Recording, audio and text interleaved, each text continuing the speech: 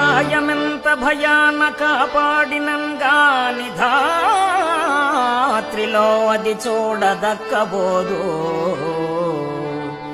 ఏ వేళ ఏ రోగమే మరించునో సత్వముందంగజేయునే చందమునను ఔషధంబులు మంచివనుభవించిన గాని కర్మ క్షీణంబైన గాని విడదు. కోటి వైద్యులు గుంపు గూడి వచ్చిన గాని మరణమయ్యడు వ్యాధి మాన్పలేరు.